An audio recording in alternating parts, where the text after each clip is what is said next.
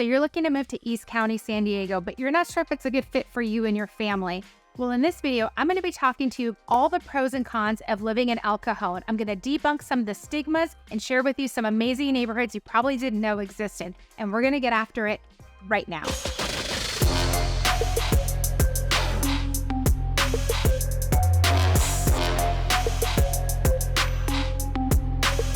Hey, if this is your first time to the channel and you want to learn everything there is to know about living in San Diego and raising your family in San Diego, then welcome. Make sure to hit that subscribe button so that you can learn everything there is to know about living in San Diego and the various neighborhoods before making your move.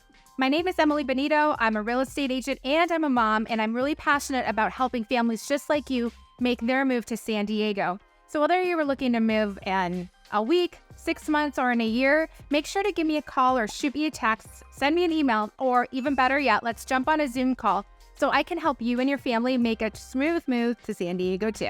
All right, so in this video, I'm going to be sharing with you everything there is to know about El Cajon, California. El Cajon is one of the largest cities in East County, San Diego. East County is made up of a handful of cities, and El Cajon being the largest one of them, and probably the oldest community. El Cajon kind of gets a bad rap because there are some pretty seedy parts to El Cajon and pretty rundown areas. But what a lot of people don't realize, including myself before I really moved here and got to know the lay of the land, is that there are some beautiful areas of El Cajon. You get so much more for your money. And there are some affluent areas as well. And that's what we're going to be talking about in this video. All right, so let's talk about the pros and cons of El Cajon. First of all, let's start with the pros. My number one pro of moving to El Cajon is that you are going to get so much more for your money. So in the nicer neighborhoods here, you can still expect to spend between $1 million and up to even $3 million. But I would say your average nice home here is going to be between 1.2 and 1.5 million. Now that may seem a lot in other parts of the country, but when you're living closer to the coast in San Diego, 1.2 to 1.5 is kind of getting you a 1,200 square foot home. So if you're looking for a lot more space, like we were, because we have 2 growing boys who were driving me bonkers and I needed a lot more space, our solution was to move out to East County, and we're out in El Cajon in an area called Dehesa. So you get a lot more for your money. The lots are a lot larger here. The homes are larger here. Kind of like the Texas, like everything is bigger here. Everything is bigger here. You know, El Cajon was developed in the 50s and 60s. A lot of the community were ranch properties. So just by nature, they just have a lot more land. There's actually areas in El Cajon that are minimum 2-acre lots in certain areas. So depending on where you are. Another favorite part of El Cajon and East County living is the weather. Now, some people complain that it's hot, but the flip side is when you live closer to the coast, you have a lot more days of overcast and clouds. So it can feel dreary and depressing sometimes, because sometimes we don't see the sun for a couple months when you're living closer to the coast, and you don't get that problem here in El Cajon. So I think that's a huge plus. Now in the summertime, it does get really hot. Right now, as I'm shooting this, it is July 2023. And this week, all week long, it's in the 90s and hundreds. So I think it's really important to have a house with a pool if you can swing that, because every day is a pool day when you're living in East County or in El Cajon. So to me, that's a huge perk.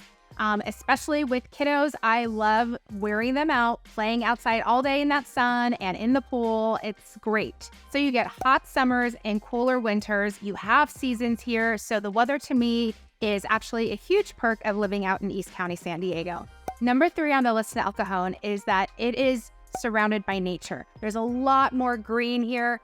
Not in the summertime because everything dies, but in the fall, winter, and especially in the spring, everything just lights up and is green. You're surrounded by mountains and hiking trails and lakes. So granted, we're 20 to 30 minutes away from the beach, but the trade-off is we're surrounded by beautiful mountains, state parks, lots of green, lots of trees, lots of nature.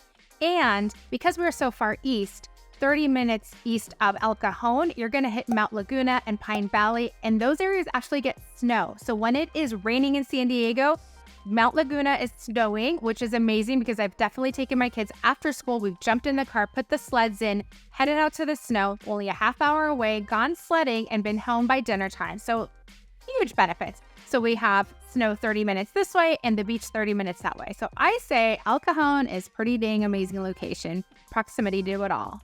What most people don't realize is that there are some amazing schools here in El Cajon, both public and private. So that is a huge perk for a family, especially when you're getting a lot more for your money for the real estate here and good schools. Something else I love about El Cajon is that we don't have a lot of congested streets. So when you're living obviously closer to the city or even in the beach communities, there's a lot of traffic. There's just a lot of people in general, and there's a lot of people coming in and visiting. And because we're so far east, this is just really the burbs. So no one's coming to El Cajon unless you have something to do in El Cajon. You're actually visiting a friend or you live here. But this is not a tourist trap per se. So we don't get that congestion, which I love. So what that means is, running around, running errands, getting your kids to school, running errands on the weekend is a breeze compared to doing that in the city. So I would basically say that the vibe in El Cajon, depending on where you are, we've got the rural areas. We definitely have a city area. The city center of El Cajon is way more urban, but the surrounding areas of Fletcher Hills, Blossom Valley is super rural. Rancho is a newer area. We have golf course communities here. There's a lot of different flavors going on, but overall, El Cajon, I would say, is pretty chill. For example, when the world shut down and San Diego shut down during COVID and the pandemic, there was a lot of areas in El Cajon that stayed open where it drew a lot of people out to El Cajon, some restaurants, parks. There was just a lot more easygoing about all that kind of stuff. Whether you're on Team Yay or Team Nay, it doesn't matter to me. I just wanted to share that it is a lot more laid back here and people really just are way more easygoing out here and friendly. So it does have that kind of Midwest happy-go-lucky vibe, but you're in East County. So I think it's the best of both worlds. There's a lot of people that moved to East County to get away from the city after the whole pandemic stuff went down because they weren't necessarily ready to get out of California, but they wanted to get away from all of the craziness and intensity. And a great plan B was instead of leaving California to move to East County, whether that's El Cajon or Lakeside or Alpine. There's a bumper sticker I saw. It was like ... just far enough. And that's kind of what it is out here. You're just far enough away from the craziness, but you can still pop into the beaches and downtown and, be 20 minutes away from all the amazing amenities of San Diego, the restaurants, the bars, the beaches, the bays, the boating, all the things that I absolutely love about San Diego without having to live in the thick of it day in and day out. So there you have it. Those are the pros.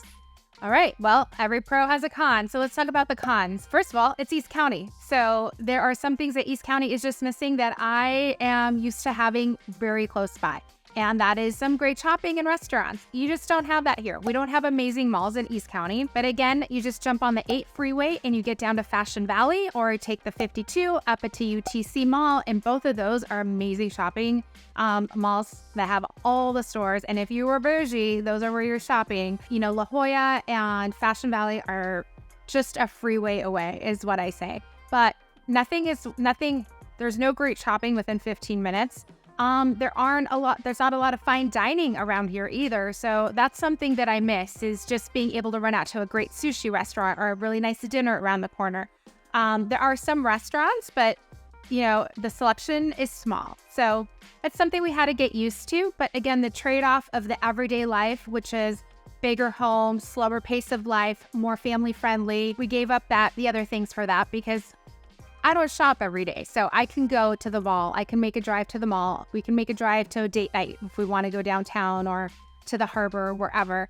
But those are some cons. Another downside to some may consider is that it is a lot of strip malls in El Cajon. So El Cajon is all strip malls, really. So, there are some nice areas like Rancho that have great strip malls with the movie theater and all the shops and all the conveniences and all the chains, and it's newer and it feels newer and it's nice and clean, very clean. There's other parts of El Cajon where their strip malls are like old and run down, and I just kind of avoid those areas.